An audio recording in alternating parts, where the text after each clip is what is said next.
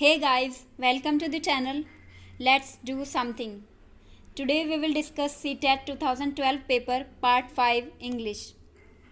सबसे पहले हमारे पास ये पैराग्राफ है, आप इसको प्लीज़ पढ़ लीजिएगा और ध्यान से पढ़िएगा. हम सिर्फ क्वेश्चंस डिस्कस करेंगे.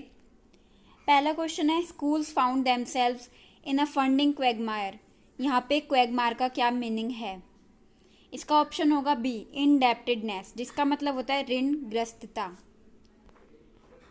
Next question according to this report achievement gaps can be closed by. अब हमें इस पैराग्राफ को पढ़ के इस क्वेश्चन का आंसर देना है, तो हम देखेंगे कि इसका ऑप्शन सी करेक्ट है. Recruiting and training moral personnel to help the special needs children. Next question functional capabilities constitute. इसमें ऑप्शन ए बिल्कुल सही होगा, the skills to cope with everyday challenges. हमारा अगला क्वेश्चन है a product system here means.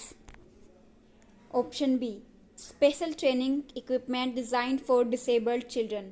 Product system का इस paragraph के अकॉर्डिंग ढूंढना है. इसमें आप प्लीज़ अपना कोई भी दिमाग ना लगाए कि इसका मतलब ये हो सकता है. इसमें सिर्फ पैराग्राफ के अकॉर्डिंग ही जाए.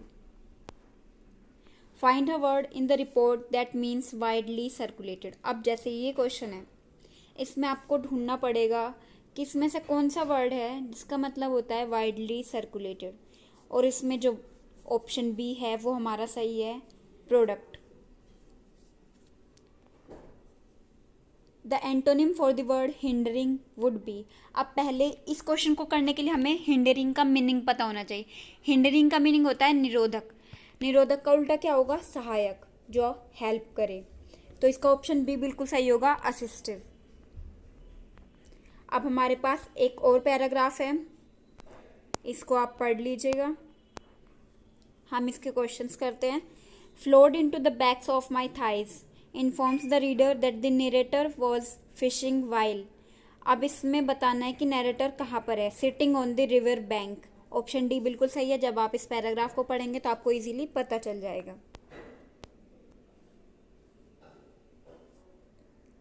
ओ sorry, standing in the river. River bank में बैठ कैसे सकता है वो? ऑप्शन बी सही होगा इसमें. Next question scored means. Scored का पहले हमें मतलब पता होना चाहिए. इसके लिए हमारी वोकेबलरी जो है बहुत स्ट्रॉन्ग होनी चाहिए. इसका मतलब होता है रगड़कर साफ करना. इसका क्या सिनोनिम होगा? सिनोनिम और मीन्स एक ही बात है ना. तो इसका ऑप्शन ए सही होगा, क्लीन्ड. क्योंकि साफ करना बेंट शेपलेस नहीं हो सकता, ड्रेंच नहीं हो सकता, डिसकलर्ड नहीं हो सकता. इसका ऑप्शन ए बिल्कुल सही है, cleaned. A tool used by modern man to obtain a meal in this context is a awesome. इसमें क्या यूज हुआ है? Credit card. According to the हम पैराग्राफ जाएंगे तो इसका ऑप्शन सी करेक्ट होगा. The whole trip ruined was because of the. जो पूरा ट्रिप था नैरेटर का वो क्यों खराब हो गया था? क्योंकि lost of the wallet for its owner who had given up his or her holiday. इसमें ऑप्शन ए सही होगा. by looking him up the narrator found out about him through various sources. इसमें ऑप्शन सी बिल्कुल सही है. a small hobby farm would be. क्या होगा? Option C a farm run without any profit. क्योंकि एक छोटी हॉबी वाला फॉर्म है, मतलब इसमें क्या होगा? हमें कोई प्रॉफिट नहीं होगा. The owners daughter had cleaned up by. जो ओनर है उसकी जो डॉटर है वो किससे क्लीन अप हो गई थी? Option B giving up a destructive life style. अब हम अपने नेक्स्ट क्वेश्चन पर चलते हैं. There was no story because the reality did not live up to his imagination. और ये सच्चाई भी है कि हमारी इमेजिनेशन के अकॉर्डिंग जो रियलिटी है वो नहीं चलती है. A word in the story that means सोर इज. सोर का पहले हमें मीनिंग पता होना चाहिए. जैसे कि सोर का मीनिंग होता है उठना. तो अब हम चारों देखेंगे, प्लांट, बोन, रब, लिफ्ट. इसमें से ऑप्शन ए बिल्कुल सही है. लिफ्ट का मतलब होता है उठना. अब हमारे जो पैराग्राफ्स है वो ख़त्म हो गए हैं. अब हमारे पास नॉर्मल क्वेश्चंस होंगे, स्टडी बेस्ड. लैंग्वेज एक्विजिशन, इसका क्या मतलब है? ये तो बहुत ही अच्छा टॉपिक है हमारे पेडागोजी ऑफ इंग्लिश का, तो ये तो आपको पता ही होना चाहिए। भाषा अधिग्रहण का क्या मीनिंग होता है? Option C is a technique intended to simulate the environment in which children learn their native language. While listening means a stage, इसमें ऑप्शन ए होगा when students are listening to a recording of a natural conversation.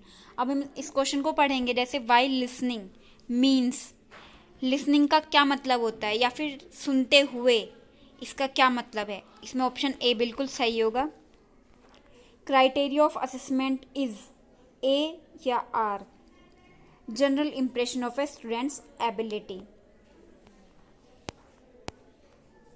Notes can be made using a flowchart or a web diagram. The study skill involved is, अब इसमें आप please ये जो इसमें answers दिए गए हैं इस पर ना जाएं, आप मेरी बात को सुनें।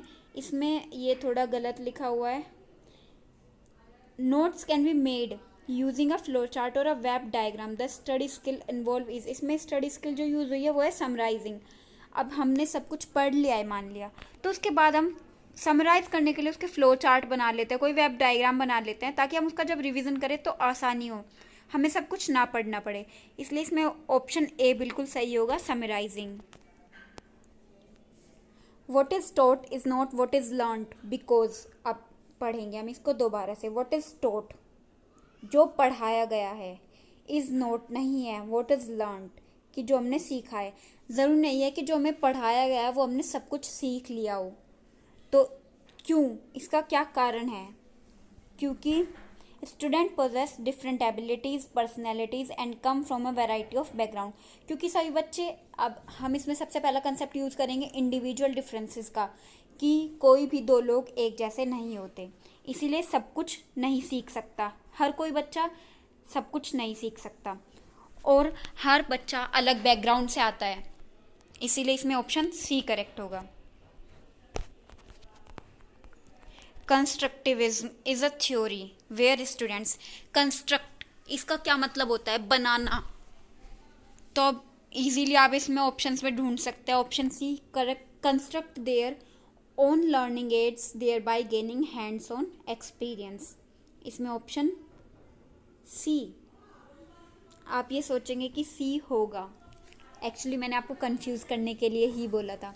अब आपने कंस्ट्रक्टिविज्म वर्ड पढ़ लिया, ऑप्शंस को सही से पढ़ा नहीं और ना ही समझा, तो कोई भी सोचेगा कि ऑप्शन सी सही होगा, पर नहीं, ऐसा नहीं है।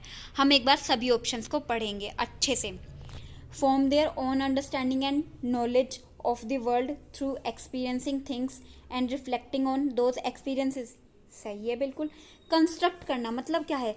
अपनी understanding banana, knowledge of the world, हमें जो नॉलेज मिल रही है उसको अच्छे से गेन करना, और फिर उसमें जैसे कोई भी नया आविष्कार होता है वो किस तरीके से होता है, हम कोई नॉलेज लेंगे और फिर उसमें कुछ कंस्ट्रक्शन करेंगे।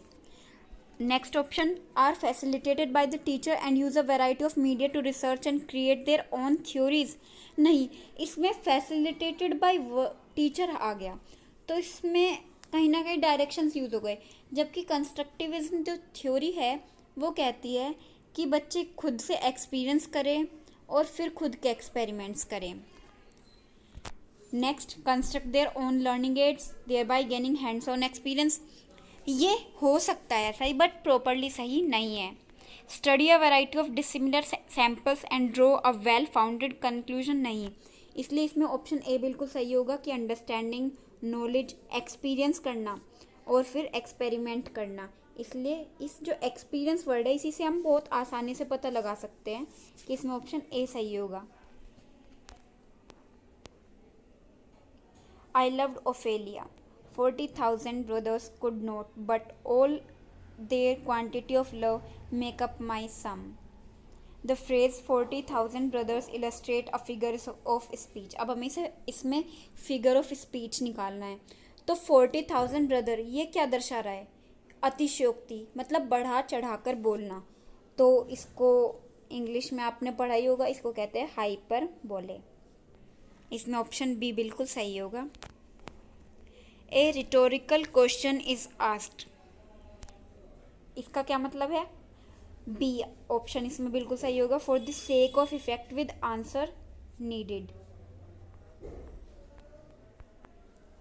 The question, the students make mistake while playing a grammar game, the teacher should. अब स्टूडेंट्स जो है वो ग्रामेटिकल मिस्टेक कर रहे हैं, तो टीचर को क्या करना चाहिए?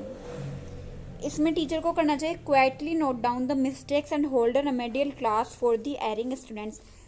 उस टाइम पे उनको टोकना नहीं चाहिए स्टूडेंट को जब वो बोल रहे हैं, क्योंकि उससे कन्फ्यूजन क्रिएट होगा और स्टूडेंट्स का, लर्नर्स का जो कॉन्फिडेंस लेवल है वो भी डाउन होता है। इसीलिए टीचर को हर एक स्टूडेंट की जो मिस्टेक्स हैं उनको नोट डाउन कर लेना चाहिए, उनके लिए रेमेडियल क्लासेस रखनी चाहिए ताकि उनकी जो मिस्टेक्स है वो सही हो सके। इसीलिए इसमें ऑप्शन बी सही होगा। Learners are familiar with the concept cyberspace due to their cognitive overload. Therefore, learners, इसमें ऑप्शन ए बिल्कुल सही है, may explore their own interest according to their own experience, background and perspective while spending considerable time navigating for content. अब आप इसमें जो options पढ़ेंगे उसमें आपको सही पता चल जाएगा। जो ये वर्ड दिया हुआ है साइबर स्पेस, इसको ध्यान में रखते हुए हम आंसर का, क्वेश्चन का आंसर देंगे, इसलिए इसमें ऑप्शन ए बिल्कुल सही होगा। According to NCF 2005 learning of English aims, NCF 2005 क्या कहता है? To subsume the language is that a child acquires naturally from his or her home and social environment. इसमें ऑप्शन ए बिल्कुल सही है।